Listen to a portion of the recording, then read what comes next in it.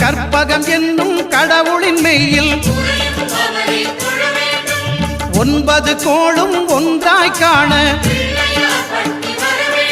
அங்கு கற்பகம் என்னும் கடவுளின் மெய்யில் சூரியன் முதலாய் 9 கிரகமும் பலவித குணங்களை கொண்டிருக்கும் எங்கள் கற்பக தருவில் அவை வரும்போது ஒன்றாய் சேர்ந்து பலனளிக்கும்.